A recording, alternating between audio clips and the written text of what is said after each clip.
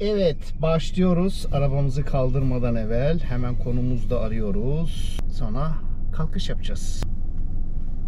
Tabii bağlandıktan sonra. Efendim, Merhabalar, hoş geldin Tuncay. hoş bulduk Ufak, hoş bulduk. Teşekkür ederim. Ben teşekkür ederim.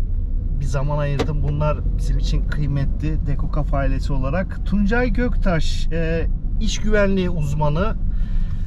Bahsetmek ister misin sorulara ve girizgaha girmeden önce? Aslında hepimizin bildiği işte iş yerlerinde ne bileyim sertifika, zorunlu eğitim vesaire diyoruz ama herhalde önemli bir husus ki o kadar dallandı budaklandı, seneler evvel bir yasayla kanunlaştı ve zorunlu hale geldi.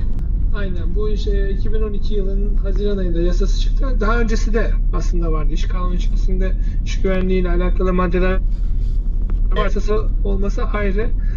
Yani biraz böyle işi basite indirgiyorlar ama aslında çok basite indirgemiyoruz. Sadece sertifika eğitim gibi değil. Artık nasıl diyeyim, iş kazası olmasın diye. Aslında işimiz danışmanlık işi ama iş biraz nasıl diyeyim, hem yasal mevzuatı bilmek önemli, hem fabrikanın o yasal mevzuata uyumunu yapabilmek önemli. Aslında iyi, keyifli bir meslek. Çok da severek yapıyorum ben bu işi. Süper. Devam da ediyorum. Yaklaşık 12 sene oldu. Oo, maşallah. Devam ediyoruz, aynen öyle. Buradan şeyi soracaktım. Yani benimki az bilgi de sanırım lisans derece, ya ehliyet dereceleri var A, B, C şeklinde, Tabii, değil tabii. mi? Yani aslında CBA diye yükselerek devam eden bir iş. Aslında C sınıf uzmanı olarak başlıyorsunuz, işte 3 yıl çalışıyorsunuz, tekrar sınava giriyorsunuz, bir B oluyorsunuz. Yüksek lisans yapıp B olma durumları var. Yani ben de A sınıf iş güvenliği uzmanıyım. Yaklaşık ne kadar dediğin gibi 12 sene oldu ama 5 senedir de A plus mı diyelim, yani A sınıfı uzmanlığı üstüne revize ettik. Öyle devam ediyoruz. O iş de öyle yani. Süper, harika. Yani en kıdemli sınıf diyelim A. Sen de Evet. onun daha da üstündesin. Kıdeminde kıdemli diyelim. Ne güzel. Ya kıdemli uzman da deniyor bazı yerlerde. Bazı yerlerde daha farklı da dönüyor. Ama hepimiz sonuçta A sınıf uzmanların hepsi A sınıf iş güvenliği uzmanı yani. Onun bir şey olarak yok. Sadece kendi işlerinde biraz daha böyle işte kıdemli oluyoruz, o kadar. Meslekte biraz daha tecrübemiz fazla oluyor. Eyvallah. Ama markaların tabii ki bakış açısı da farklıdır diyerekten. Ben şeyi merak ettim. Yani az buçuk biliyoruz adın, yani kelimenin kendinden belli anlam içerdiği de iş güvenliği uzmanı. Yani bir güvenli çalışma ortamı için yapılan mevzuatlara uymanın denetlenmesi gibi bir şey mi? Böyle yuvarladım ama. Şöyle mevzuata uygun hale getirmek aslında bizim amacımız. Yani fabrikayı ya da bir işletmeyi ya da bir inşaatı fark etmez. Yasal mevzuata uygun hale getirmek, iş kazalarını önlemek. Ölümlü ya da yaralanmalı ya da uzuv kayıplı önemli değil. Maksat kimseye bir şey olmasın. Yasal mevzuatlar zaten aslında bunu destekliyor. Zaten uyarsanız kaza olma ihtimali az. Ama zaten uymadığından dolayı her şey oluyor. Anladım. Kazalar, Yani yer orası. lafını bala keseyim. Sokaktaki Tabii. herhangi bir insanın anlayabileceği dilde söylersek, yani ne bileyim işte benim alandan mimarlık, iç mimarlık bir şantiyeye girdiğinizde baret zorunluluk. Evet, biraz şık durmuyor ama orada potansiyel kafanıza alçı, beton her şey düşebilir. Rüzgar ya da insan faktöründen dolayı. Onu engelliyor gibi bir şey. Tabii iş güvenliği uzmanı sektör içerisinde çok daha geniş. Yani fabrikalardan bahsediyoruz, havalimanları. Aynen, tabii. Ya bizim işte bahsettiğim ya, hani biz sahaya giriyoruz, işte baret hepimiz takıyoruz ama yani aslında baret bizim kullanacağımız en son iş. Kişisel koruyucu donanım diye geçer. Hani şöyle, hiçbir şey, hani her şeyi yapıyorsunuz, gene hala bir şeyler varsa, ortada bir risk varsa, bir tehlike varsa o zaman artık onu toplu korunma tedbirleri diyoruz, işte hani onlar alınıyor, peşine hala bu yüksekten düşecek malzemeyi biz azaltamıyorsak işte o zaman baret veriyoruz veya işte kafasını bir yere vurmasın diye de baret veriliyor. Mesela bazı yerlerde, özellikle dar alanlarda çalışırken bu tarz işlemlerde veriliyor. Ama dediğim gibi baret böyle aslında takmaya alışınca kafadan, yemekhaneye gittiğinizde bile kafasında ben çok işçi gördüm mesela, hiç çıkartmıyor. Alışkanlık ya, tamamen başka bir şey değil o iş. Hayatınızın, çalışma hayatınızın bir parçası oluyor. Nasıl Aynen öyle. Tabii bu laptop bir parçamız, telefon parçamız gibi, orada da dediğin gibi aslında okey. Aynen Ufuk. Şimdi geldik soru kısmına. Eğer ekleyeceğim bir şey yoksa. Yok. Aralarda zaten bunlardan da bahsederiz gene. Bu tarz şeylerden. Şu Tamam. an bahsedeceğim yok. Harika. Ben her konu olduğu gibi daha önceden konuma bir soru seti paylaşıyorum. Aslında bir how to, nasıl program dönüyor, format ne, içerik. Başlarda olduğumuz için yine bir Tuncay okudu üfledi de hani ben de diğer izleyicilere veya potansiyel konuşmak isteyenlere bir girizgah olsun anlamında soru seti var içinde. 2+1, 1+1 daire seti, 2+1 daire seti, 3+1, villa, apartman şeklinde gidiyor. Sonra bir ev tanımı yapıyorum. Bu ev tanımı aslında bir, tabii ki yaşadığımız evin bölümlerini kısa öz aktarmaya çalışıyorum ama her bir birer metafor, yani aslında mecaz. Bu sorularla mesela Tuncay Göktaş'ın iş güvenliği uzmanı sektörü mi diyeyim, mesleği mi diyeyim, tam da yanlış telaffuz etmek istemiyorum. Sorular mesleği meç etmek, yani aslında mesleğe biraz daha böyle mimari kafa yapısından yaklaşmak. O zaman bir ev tanımı yapalım. Aslında önceden kağıtlardan okuyordum ama artık ezberledim gibi bir şey. Aslında bildiğimiz ev, yaşadığımız ev. Yani Anadolu'da da aynı, metropolde de aynı. Neden aynı diyorum? Tabii ki metrekareleri, malzeme kalitesi, osu busu değişiyor ama içindeki gereksinimler aynı. Yani must olan şeyler var. Evvela giriş kritik bir yer. Sadece oradan girebiliyoruz. Bir pencereden giremiyoruz. Ve misafirimizi karşıladığımız, uğurladığımız yer. Kendimiz de kapıyı çekip atıyoruz. Çekip çıkıyoruz daha doğrusu. Kıyafetlerimizi de depoladığımız minik bir alan. Günlük kıyafetlerimizi diyeyim. Oradan genelde bizi Türk tipi daire tiplerinde mutfak karşılıyor. Mutfakta da işte 3 ana eylem olarak geçiyor. Mimari literatürde de yemek yeme eylemi, yemek pişirme ve yemek depolama, yani yiyeceklerimizi sakladığımız bir alan. Biz de onu yapıyoruz. Kahvaltıda yapıyoruz. Akşam yemeğini de orada yiyoruz eğer salonu tercih etmezsek. Bir de dedikodu yaptığımız alan. O da enteresan. Sanırım bize özgü bir şey. Mutfak sohbetleri şeklinde bir Türk kahvesi demlenir. Karşılıklı sohbet edilir. Oradan salona geçiyoruz. Salon daha çok böyle keyif yaptığımız bir alan aslında. Yani yatıp dinlendiğimiz demek istemiyorum ama her şeyi yaptık, hallettik.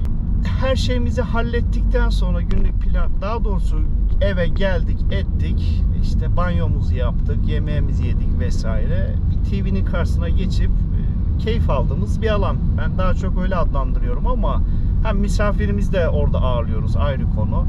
Oradan yatak odasına geçiyoruz. Yatak odası adı üstünde mahrem alanlarımızdan bir tanesi. Evliysek eşimizle paylaşıyoruz tabii ki. Yattığımız, uyku ihtiyacımızı orada giderdiğimiz bir alan ama bize özgüdür. Sonra diğer odalar var. Artı odalar, +1, +2. Kullanım amacına göre değişiyor ama yani yine evli, çocuklu ise çocuğun odası olabiliyor. Değilse eğer sinema odası, prova odası, farklı ihtiyaçlara göre de kullandığımız mekanlardan, daha doğrusu odalardan biri oluyor. Bir de mutfak gibi ıslak hacimlerden banyomuz var. Orada da hijyen ihtiyacımızı gideriyoruz. Şimdi soru setini seçmiş diye kabul ediyorum Tuncay ama 1+1 mi, 2+1 mi? 2+1 olabilir. 2+1 olabilir. Yani bu mesleği 2+1'e sığdıracağız. Sığdıralım. Tamam. Yerimiz dar. Şimdi evin tanımını yaptık. Girişten başlayalım. Adı üstünde giriş. Yani bir antre. Aslında çok kritik yer. Sadece buradan girip çıktığımız, kendi alanımıza giriş çıkış yaptığımız, aynı zamanda diğer odalara da bizi yönlendiren enteresan bir mekan. Bu mesleğin, yani iş güvenliği uzmanlığı mesleğin bir girişi neresi olabilir? İnsan kaynağı mı? Güvenlik mi? Uzmanı sensin. Ya şöyle, bu işin giriş şeyi biraz böyle, nasıl diyeyim, bu işi biraz yapmakla aslında nasıl diyeyim, hevesin olması lazım. Yani ben bu işi yapabileceğim demen lazım. İlgi. Benim bu işe aynen ilgin olması lazım. Yasal mevzuata ilgin olacak. Atıyorum bir iş kazası oldu. Hani bunun ben bu işe başlamadan önce de bu tarz şeyleri hep takip etmişimdir zaten. İş kazalarını hep takip etmişim. Yasal mevzuat da bana aslında her insanın bilmesi gereken bir yasal mevzuat kısmı var. kendi haklarımızı bilmemiz lazım yani. Doğru. Doğru. Ben bu işi yani 2011 yılında başladım şey olarak. Benim için böyle bir giriş benim bir kendi davam vardı. Hani çok üstüne kapatmış şey yapmayayım. O dava 11 sene sonra sonuçlandı ama bu davanın peşinden ben aslında bu tarz bir işe girmek istedim. Ve benim için böyle bir kırılım noktası oldu yani öyle söyleyeyim. Ben dedim bu işi yapabilirim dedim ya. Bu iş bir nasıl diyeyim mesleği yapabilirim diye düşündüm. Keza da iyi ki de girmişim. Ben gerçekten severek yapıyorum bu işi. Süper. Bir şeyleri nasıl diyeyim sana ileride belki mevzusu olur gene konuşuruz ama ulvi bir iş yaptığımızı düşünüyorum. Çünkü bu ölümlü bu kazaların önüne bir şekilde biz bir yerlerde geçiyoruz ama fark etmiyoruz. Bunları daha sonradan fark ediyoruz. Benim başıma da birkaç tane olay geldi ve o çok önemli. Gerçekten bir şeyler yapmışız ki bu insanlara bir şey olmamış diyorum. Özellikle bir şantiyeler bizim için zaten hep en riskli sektör. Ve maden zaten bizim en çok bu ülke olarak da kanayan yaramız çok fazla. Ölümlü iş kazaları oluyor bu iki sektörde. Buralarda biz hani ekiple de çok çalıştık. Çok da güzel ekiplerle güzel işler yaptık. Ve dokunduğumu düşünüyorum. Birkaç tane de olay böyle denk gelirse yine aralarda konu içerisinde anlatabilirim. Gerçekten diyorum ki ya biz bu işi yapmışız ama giriş için benim dedim ya bir davam var. Bir dava açılmıştı. Ondan sonra ben bu işe yapmak istedim. Girmek istedim. Aynen. Benim için bu işin girişi 2011 yılında falan oldu. Ondan sonra da zaten gücü geldi yani iş kendinden bizi içine aldı öyle söyleyeyim. Anladım. Ben dediğim gibi fukarası öyle. Gene ilerlerde konusu açılırsa mutlaka. Bu iki olay önemli şeyler yani benim için. Tabii ki bir kırılma noktası ya daha doğrusu kariyerin vesilenmesine sebep olmuş olaylardan mutlu mesut bir kariyer sürüyorsun. Yani sevdiğin işi yapıyorsun. O da çok önemli. Ama giriş yani antre biz ilgi yani daha çok böyle maneviyatı koyduk. Aslında her işte olduğu gibi ilgi duymak gerekiyor. Yani bir hoşlantı mı? Neyse buradan mutfağa geçiyoruz. Klasik tabirle işin mutfağında ne dönüyor bu sektörde? Bu sektörde işin mutfağında şöyle bizim işin mutfağında insan var. Yani öyle söyleyeyim. İnsanın olmadığı yerde bizim işimiz yok. Sadece her şey robotik olsaydı bizim için çok önemli bir şey değildi ama insan bizim mutfağımızda hep var. Ve biz bu insanı koruma amaçlı iş yapıyoruz. İnsan odaklı çalışıyoruz. Ve insan üzerinde işte eğitimse eğitim, uyarmaksa uyarmak, bilgilendirmekse bilgilendirmek. Hani bu tarz durumların hep olduğu ya. Bizim odağımızda insan var. Yani benim bütün işlerimi yaptığım hani bu yemek yaptı dediğimiz yer var ya mutfak. Evet. Bütün işlerim üzerinde insan üzerinde yapıyoruz biz bunu aslında. Onun tutumlarını değiştirmeye çalışıyoruz. İş ortamını insana uydurmaya çalışıyoruz. Bu ergonomi dediğimiz iş. Evet. Bu tam da bu. Yani işe uygun işçi. Yani bunlar hepsi bizim için burada yapılan şey. Ve biz aslında insan üzerinde oynuyoruz aslında. Olarak. Yani insan onu yoğuruyoruz öyle söyleyeyim. Onu yoğuruyoruz yani insana. Abiyane tabirle aynen öyle. Yani insan biraz da ben algıladığım kadarıyla yani insan ve insanın talip olduğu mesleğe oryantasyon mu? Hani bu İK eğitimi gibi, insan kaynakları eğitimi gibi değil de sizin sektörün bir eğitiminin yani oryantasyonu demek istedim. Yani hem eğitim var hem onun davranışlarını değiştirmek var. Biraz zor bir iş yani. Bu ülkeye bu iş güvenliği işi sonradan getirildi. Ben hep diyorum 2012'de çıktı ama 20 senemiz var diyordum. Keza hala 20 senemiz olduğunu söylüyorum.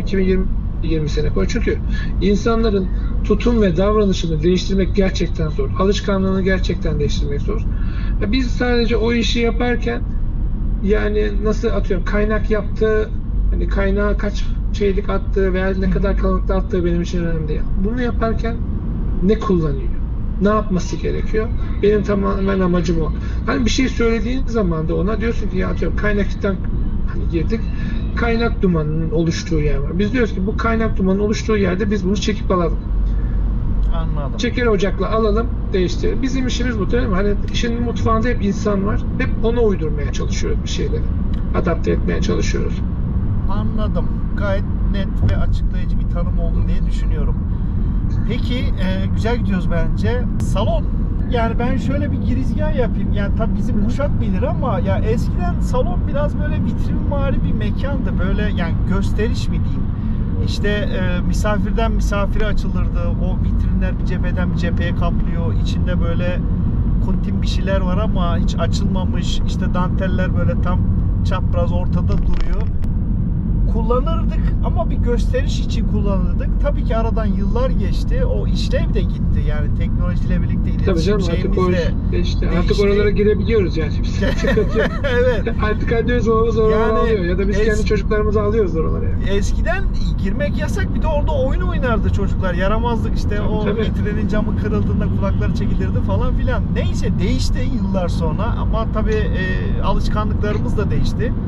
Ama ana şey değişmedi galiba. Yani misafirimizi yine salonda ağırlıyoruz. Bir gösteriş demeyeyim de hani bak ben buyum, bunlar falan var gibilerinden. Yalnız kaldığımızda da yalnızlığımızı neyle kimle paylaşıyorsak yaşadığımız bir alan, değişik bir alan. Şimdi Aynen, artık biz bu salonları normal oturmak için artık kullanıyoruz. Evet. Misafirlere de yatırıyoruz. Kendimiz de orada oturuyoruz artık. Yani her çocuğa ayrı bir oda yapmaya çalışıyoruz. Gibi. Veya böyle çevirip kendimiz salona geçiyoruz, artık oturuyoruz. Televizyonumuzu, her şeyimizi oraya yapıyoruz. Çayımızı, çorbamızı orada içiyoruz. Yani Evet. öyle bir duruma da gelmiş Doğru, durumda doğru. olduk. Aynen öyle. Yani yemek takımı, yani yemek masası takımı denen şey de entegre oldu. Yani ister güncel ister eskilere dayanalım ama hani bu sektörün salonu var mı? Konfor alanı diyorum ben ama konfor alanı desek daha mı doğru olur bilmiyorum bu sektörün. Sektörün bir salonu, Mesleğin daha şöyle, doğrusu. mesleğin daha doğrusu öyle söyleyeyim. Ben hani meslek olarak söylüyorum. Yani ne kadar böyle bazıları danışmanlık hani adı altında, bizim şöyle bir sendikamız yok mesela. Böyle bir derdimiz de var. Bizim tabii bir sendikamız yok. Hani meslek konusunda falan böyle bir şey havada kalmış ama ben bunun şimdi bir meslek olduğunu düşünüyorum. Artık çünkü bunu birçok firmalar almaya başladı bu işi. Ama şöyle de bir tezim var, bilmiyorum ne kadar doğru ama yarın bir gün bu yasa zaten hani bu işi yapanlar biliyordur. Bu yasa var ve öteleniyor. Kamu hala bu işi yapmak zorunda değil. Böyle bir hizmeti almak zorunda değil. İş güvenliği uzmanı bulunmak zorunda değil ama kendi şu an alıyorlar. Ve yasa sürekli erteleniyor.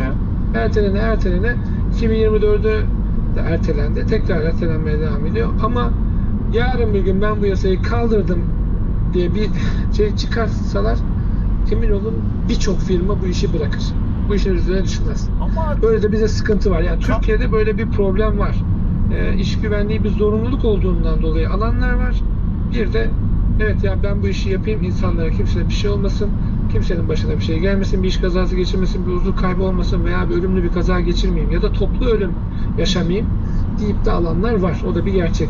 Allah'tan bilinçli bir sermaye sahipleri var. Hani projelere girmeden bunu... O çoğaldı zaten. Hani şey olarak bayağı da bir çoğaldığını düşünüyorum ben ama küçük işletmeler bu işin peşini bırakacaktır mutlaka. Çünkü bu bir ek bir maliyet. Yani iş güvenliği her zaman bir ek bir maliyet olmuştur. Çok da olabilir, az da olabilir. Bu tamamen işletmenin yapacağı şeye göre. Bu ek bir maliyeti karşılayabilecek gücü olması lazım. Anladım. O da zor. Ya bu işin bizim için konfor alanı hani yok ya. Yani şöyle, biz hiçbir zaman hani iş güvenliği şeyi olarak sektörde bir hep böyle bir şeydeyiz, biliyor musun? Nasıl diyeyim? Dikenli şeylerin arasından geçiyoruz. Konforumuz çok fazla olmuyor. Çünkü işimiz sahada olduğundan dolayı sahada sürekli bizim uygunsuzluk görüyoruz ve bu uygunsuzluğu düzeltmek için yeri geliyor orada insanlara bir bilgilendirme yapman lazım veya tekrar yenileme eğitimi yapman lazım. Eğer hala devam ediyorsa, yani işten çıkışa kadar gidiyor ki bu da bizim yapmak istemediğimiz bir şey ama iş mecbur oraya gidiyor. Artık uyarılar, eğitimler, talimatlar, bunlar bir işe yaramadığı yerde işveren de haklı olarak kendini korumak istiyor. Bazen işçiyi çıkartabiliyor. Yasal mevzuatta bunu destekliyor aslında. Hani bazı maddeler var. Çıkartmana bir şey demiyor. İş güvenliği, yani işçinin iş güvenliğini tehlikeye düşürmesi haklı fesih sebebi diye geçer. Ve bundan dolayı çıkartabiliyorlar. Dava açılıyor. Kazanan da oluyor, kazanmayan da oluyor. Bu ayrı. Ya bizim o yüzden bir şeyde değiliz. Yani bir konfor alanı içerisinde olmamız zor. Çünkü sürekli şeysin, hani birisi bir hata yapar mı acaba diye düşünüyorsun. Ama işte ne kadar insanı bırakmazsan bu işi, iş güvenliği işini, o zaman sistemde bir aksaklık olmuyor. Çalışanlar zaten işi bırakmak zorunda değilsin. Sistemi, ortamı, iş güvenliğine uydurduğun zaman çalışan zaten buna uymak zorunda ve hata yapabileceği bir alan bırakmıyorsun ona. Bırakmadığın için de kazada olmuyor. Bunu yapanlar zaten iyi firmalar. Yapamayanlar yapmak için uğraşıyor. Öyle söyleyeyim. Çok oraya derine girmeyeyim. Çünkü şey olacak. Çorba olmasın. Tamam. Hay hay diyorum. Ben biraz zorlama bir yorum yapabilirim müsaadenle. Yani tabii anlattığın kadarıyla biraz aydınlandım. Belki salona şöyle bir şey diye, yani aslında konfor alanı ama şu şekilde, yani salonda o konforu ya biz yaşıyoruz ya da birine ikram ediyoruz, yani misafirimize. Bu meslekte de yönetmenlik, yani kanunlar, yönetmenlikler, doğru telaffuz etmiyorsam. Yönetmenlik. Kanun, yönetmenlik. Olabilir çünkü onun şeyiyle ibraz ediyoruz ya, icraate geçiriyoruz. O olmasa yok. Tabii. Yasal dayanağımız, her şeyimiz ona şey yapmak zorundayız. Her şeyi ona dayandırmak zorundayız. Belki onu diyebiliriz diye aklımdan geçtim. Bilmiyorum, katılır mısın?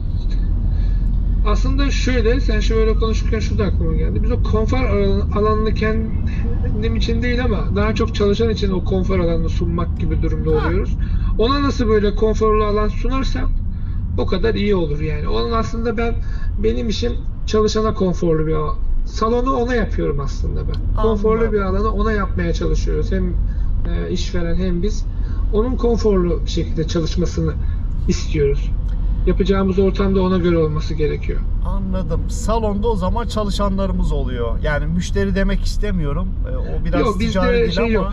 Bizde müşteri olmuyor. Bizimkisi tamamen nasıl diyeyim? Aslında bu iş gönül bağıyla yapılıyor. Yani öyle söyleyeyim. Bizim aramızda işçiyle çalışan arasında, yani işçiyle çalışan arasında, işçiyle benim aramda bir para şeyi yok. Müşteri de olmuyor. Benim için de o hani bizim aramızda bir gönül bağı oluyor çalışanlar onun arasında. Müşteri değil ama çalışanımız oluyor. Lafını balla keseyim. Şimdi böyle konuşuyoruz da izleyen de şey der, hadi lan der, hani bir fatura kesiyoruz şu kadar, o anlamda. Hani tabii ki bir ücret alınıyor, danışmanlık ücreti, ama dediğin gibi farklı işliyor süreç.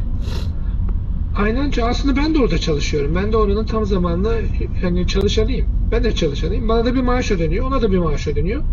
O yüzden bu işin bir de kısmı var. Ortak sağlık güvenlik birimi kısmı var. Tabii öyle bir de hani dışarıdan hizmet de alabiliyorlar. Orada da aslında bu iş yapılıyor. Sadece arada bir firma var. Firma OSGB dediğimiz ortak sağlık güvenlik birimlerine fatura kesiyor. O fatura üzerinden de kendi çalışanlarına para ödüyor. Bir de öyle bir de kanayan yara diyeyim. Hani bir de öyle bir kanayan yaramız var. Peki salonu izah ettik. Geldik yatak odasına. Yatak odası mahrem alanlarımızdan biri. Evliysek, daha önceden de dediğim gibi, aslında evliysek bazı yorumlar geliyor enteresan da ben yine dikte etmeye çalışıyorum. Fazla bir anlam kaydırmadan. Çocuğun tek olduğu ulvi mekanlardan biri. Yani şöyle söyleyeyim. Pornografik anlamda değil tabii ki ama bu sektörde seks var mı? Bu sektörde arzu nesnesi, seks, tabii bu mecazi anlamda. Daha nasıl kibarlaştırabilirim bilemedim o yüzden. Yani burada şöyle, bu işi yaparsa ben de öyle söyleyeyim, patron yapıyordur ya bu işi. Şirket sahipleri. Şirket sahipleri var, öyle söyleyeyim. Yatak odasında onlar var yani, öyle söyleyeyim. Asıl dediğimiz şeyleri onlar yaşıyorlar. Haliyle para kazandıkları için. Aynen, para kazanıyor onlar yani olarak. Hani nasıl, sonuçta tamam para kazanıyorlar ama onlar da o işin emeğini veriyorlar ama tabii. Hani sektör olarak bizim burada yani işverenler diyeyim. Hani bu işte asıl sahibi onlar. O yatak odasının sahibi onlar yani. Salonda çalışanlar, yatak odasında patronlar, biraz mutfak enteresan oldu. Mutfakta biraz biz varız. Öyle biz varız yani. Çünkü orada biz yoğun olarak çalıştığımız, bütün işi yapıp yemeği pişirdiğimiz, işte bunu ikram ettiğimiz, araştırmasını yaptığımız yasal mevzuatında hep o var. Ama dediğim gibi bu işin kısmında patron var. Çünkü bu işten asıl bu işin kaymağını yiyen hani tabii yani o da kaza olmazsa da şöyle, şimdi bir kaza ölümlü bir iş kazası işverene belki 4-5 milyon civarında bir para çıkartabilir cebinde. Ama çok ufak bir şeyle o 4-5 milyon cebinde kalıyor. Başka bir şey değil. Aynen öyle. Çünkü mahkeme giderleri, işte ölümlü iş kazası, maddi manevi tazminat davaları açılıyor. Bunlar belki uzun sürse de 3 sene 5 sene de sürse bu sonuçta para faiziyle alınıyor. Hı hı. Ve bu da bir maliyet. Doğru. Ama çok ufak şeylerle değil mi? Sadece bir baretle adamın kafasına düşecek olan atıyorum bir tane kalas.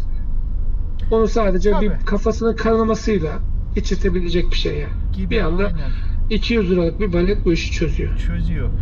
Yani buradan patronlar da seyrediyorsa bir duyuru yapayım. Patronlar, hiçbir itirazımız yok. Tabii ki kazanın. Allah gani gani versin. Tabii canım, ben onun kazandığında şey yok. Hani onun için söylemiyorum. Yok onun için demedik Aha. zaten de, Yok. olur farklı yerlere çekilmemesi anlamında. Kazanın ki işletmenizi de büyütün. Çok daha fazla istihdam olsun. Onlar da gerekiyor. Yani işverenlik de Tabii zor. ki, yani Ayrı. patronların mutlaka alması lazım. Ama iyi patronlar olması lazım. Kötü Tabii. patronlar değil yani. Aynen. O noktayı da ayıralım. Peki Tabii ki. 2+1 demiştik yanlış hatırlamıyorsam. Hı hı. Diğer odaya geldik. Yani küçük bir oda. Evin en küçük odası diyelim. Genelde sıralamada en büyük oda salon olur. Ondan bir Aynen. tık küçük yatak odası. Sonra da diğer küçük oda veya odacıklar geliyor. Burada nereye koyabiliriz bu mesleği? Neyimiz kaldı acaba? Bir boş odamız var. Bizim burada nasıl Yani diyeyim, çok- oyun oynayabildiğimiz bir alan aslında bizim. Yani Evet. bekar adam için şey olarak bizim oyun oynayabildiğimiz bir alan. Bizim burada dediğim gibi işçi ve bizim için en ideal aslında yer burası. Biz bunlarla nasıl diyeyim, çalışanlarla bu odada her türlü şeyimizi konuşuyoruz. Toplantılarımızı yapabiliriz yani burada. Bizim haftalık toolbox konuşmalarımız olur. İşbaşı konuşmaları. Bir konu seçilir ve bu konu anlatılır orada. Bizim için burası eğlenceli alan aslında. Ama keyifli alan. Sohbet anlamında geçer. Araya lafını yine balla bölmek istiyorum. Yan odada da yatak odası var. Konuştuklarınız patron duymasın. Aslında patron nezaretinde de yapılabilir. Bu patronu da He. getirtebilirsin. O da konuşabilir. Onda sıkıntı yok. Orası tamamen şey. Hani bizim işbaşı konuşmalarımız hep şey. Mesela kişisel koruyucu donanımlardan bahsederiz orada. Neler kullanılması gerekiyor. Veya bu sektörde olan iş kazalarını konuşabiliriz. Bu tamamen Anladım. şeyde, diyalogla olan bir şey orada. Bir sayfa olur. Bazen 2 sayfa olur ya da ezbere konuşulacak bildiği bir mevzudur. Konuşulur. Burada toplantıya. Bizim bu işbaşı konuşmaları ve eğitimler aslında bizim bu alanda yaptığımız şeyler. İnsanları bilgilendirdiğimiz yerler ve keyifli olan kısım da bu. Birebir diyalog içerisinde olduğun, hani onların da sana derdini anlatabildiği bir alan. Aslında sosyalleştiğiniz bir alan. Yani çalışanlarla Aynen, sosyalleştiğimiz sizlerin, bir alan. yani sosyalleşmek farklı algılanmasın da tam da cuk oturuyor. Peki hızlı gidiyoruz ama güzel gidiyoruz bence. Banyoya geldik. Banyo enteresan bir mekan. Yani tuvaletler bazı yapılarda ayrı ama metropollerde hemen hemen aynı şey içerisinde konumlanıyor. Yani duş aldığımız yer ve tuvalet ihtiyacımızı giderdiğimiz aynı mekanda. Hatta çamaşır makineleri de eğer fazla ekstra alanımız, konfor alanımız yoksa banyonun içinde oluyor. İşin özünde hijyen ihtiyacımızı giderdiğimiz ve hijyen malzemelerinin depolandığı bir alan, ıslak hacim. Bu meslekte banyo var mı? Bu meslekte aslında bir banyo olarak temizlenebildiğimiz bir alan şöyle yok gibi. Yok. Hani öyle söyleyeyim. Olabilir. Niye? Çünkü hani bir iş olacaksa burada, hani bir atıyorum bir kaza olacaksa burada hepimiz kirleniyoruz yani. Temizlenebileceğimiz bir alan bu şey olabilir. Mahkemeler falan olabilir. Başka da bir yer olamaz. Mahkemede zaten kim haklı kim haksız şey olarak çıkıyor. Doğru. Bizim meslekte. Aslında mahkemeler değil. Çünkü bizim kazalarda öyle bir önceden iş kazalarında işte her zaman bir sıfır öndeydi derler mesela. Ama artık o iş biraz daha döndü. Niye döndü? Çünkü artık işverenler de iş güvenliği hizmeti alıyor. İşte uzman bulunduruyor ve buna uygun olarak işte genelde şöyle iş yerini güvenli hale getirmeye çalışıyor. Bazı çalışanlar da var. Hani ona da bir şey diyemem ama bazı çalışanlar da uygunsuz çalışmaya inatçılar. Şimdi burada işte iş güvenliği eğitimlerinden bahsediyor. Biz de yasalar derneği ben hani bilirkişilikte yaptığım için söyleyeyim hani şey olarak rahat. Burada mahkemelerde bize sorulan şey şu. Biz dosyaya bakıyoruz. İşte eğitimi var mı? İşte mesleki yeterlilik belgesi var mı? Bunlara bakıyoruz. Diyoruz ki tamam bunlar verilmiş. Her şey var. Yapacağını yapmış. İşçinin bir anda kusuru da olabilir bu. Hani hızlıca yapayım da gideyim dediği zamanlardan kazalar oluyor. Olduğundan dolayı ben burada işçiye de kusur yazmak zorundayım. Ama bunun kusuru tarihi mi olur, asli mi olur? Bazı bilirkişiler asli ya da tarihi kusuru veriyor, bazıları vermiyor. Buna mahkeme karar verecek. Şimdi iki tarafa da iyi niyete bakmak lazım yani. Hem işverenin durumuna hem çalışanın durumuna bakmak lazım. Bazen iş güvenliği uzmanları da içeri giriyor. İçeride hapis yatma durumları da oldu. Ama çok durmadılar. Genelde para cezasıyla çıkartılma durumları da oluyor. Görevini kötüye kullanmak mı diyelim? Aslında görevi kötüye kullanmak değil de bu. Çok farklı. Yani şöyle söyleyeyim, işin şöyle bir de boyutu var. Eğer bir toplu bir ölüm olduğu zaman mutlaka alıyorlar içeri. Ama bu bir kişi diyeyim olduğu zaman genelde hapse girmiyor. Anladım. Genelde para cezası çıkıyor. Zaten hani bizim şey olarak bir şeyimiz yok. Nasıl diyeyim? Sanık olarak gidiyoruz ama bizim aslında tanık olarak gitmemiz lazım. Çünkü biz adamın ölmesinde bile bir kusurlu değiliz ki. Doğru. Bizi de kusurlu tutuyorlar. Bu da böyle mahkemelerde böyle bir durum var. Bu böyle çok giden gelen bir mevzu. Zaten televizyonlarda da bazen bizim hani arkadaşlarımız çıkıp eylem de yapıyorlar. Haklılar. Yani her şeyde hemen iş güvenliği uzmanını bir alırlar içeri. Bir ay tutarlar, sonra bırakacaksın. Delil karartma gibi bir şey var. Bir de öyle bir durum da var. Ondan dolayı da alıyor olabilirler. Anladım. Yani.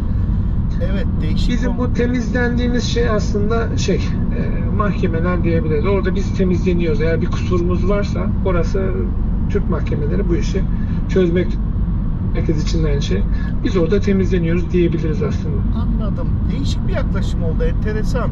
Yani yok da diyemedik ama böyle de olabilir dedik. Varsa da orası olur yani. Çünkü yapabilirsek bu işin temizlenme kısmı o. Çünkü bizim de iş öyle bir pis iş. Hani öyle söyleyebilirim yani. Pisliği de oradadır. Biraz tabir oldu ama bizim işimizi iyi yapıp yapmadığımız orada belli oluyor.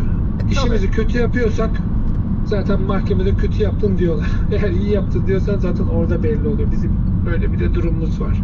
Evet, sonuçta karar verecek olan mahkeme. Doğru söylüyorsun. Vallahi güzel oldu Tuncay Göktaş. Ama her konuma sorduğum gibi bir bonus sorum oluyor elbet. Yani klasik aslında. Ya şöyle izah edeyim. Şimdi bizim de hani yaşlarımızı söylemek gibi olmasın ama sen de hatır sayılır bir emeğin geçiyor da geçecek de diye diliyorum. Alttan da gelen bir jenerasyon var. Yani bu işe talip olmak isteyen, onlara naçizane paylaşabileceğin hani bir şeyler olabilir mi? Ya şöyle, şimdi bu işe şeyden dolayı çok fazla bir nasıl diyeyim? Şimdi bu iş belli branşlarda alıyor. Mesela mühendislik bölümünün tamamını alıyor. Üniversiteden mezun mühendislik bölümü. İşte fizik, kimya, biyoloji mezunu olanları alıyor. Girebiliyorsun. Veya 2 yıllık okulları ve 4 yıllık branşlar açıldı. Buralardan giriliyor ama önceden bunlar yoktu. Son saydığım 2 tane meslek grubu yoktu. Sonradan çıktı. Şimdi şeyden dolayı bu işe girmesinler. Bu işi hani iş bulamadığından dolayı işte fizik, kimya, biyoloji mezunları hani iş bulamadığından dolayı bu mesleğe gelmesinler. Yapmak istiyorlarsa ya şöyle bu iş böyle hani ya ben bu işi benim mesleğim yok bu işe giremiyorum hani atıyorum kimyager olarak bir yerde çalışamıyorum bari bu işe başlayayım demesinler. Bu işi biraz araştırsınlar. İşin ne boyuta gideceğini bir baksa değil mi? Yani dedim bazen hapise girme durumları var. Avukatla görüşüp savcı karşısında çıkıp da bu işte benim suçum yok demek durumuna düşebiliriz. Bu işi biraz araştırsınlar ve ben bu işi yaparım layıkıyla diyorlarsa yapsınlar. Ama sadece ben burada iş bulamayayım deyip gelmesinler gerçekten. Anladım. Biraz sıkıntı. Bu ülkede hani bu iş biraz sıkıntılı. Yurt dışında iş güvenliği uzmanları da var ama bu iş orada onların öyle bir sorumluluğu yok. Anladım. Ama bizde böyle bir sorumluluğumuz var. Maalesef diyelim. Yani girişte de bahsettik. Evvela talip olacak kişinin ilgisi olması gerekiyor. Sevmesi gerekiyor. Tabii, biraz da ilgisi oradan olacak, yapıyor. sevecek. Aynen. Peki ufak ekleyeceğim bir şey yoksa kapatmaya doğru gideyim. Çok teşekkür ederim Tuncay Göktaş. Rica ederim. Ben teşekkür ederim Ufuk. Bilirkişi, iş güvenliği uzmanı aynı zamanda vakit ayırdı. Sağ olsun bilgilerini paylaştı. Güzel oldu program. Teşekkür ederiz sana. Sağ ol. Ben teşekkür ederim. Kendine çok iyi bak Ufuk. Sağ olasın. Teşekkürler. Hoşça kal. Hoşça kal.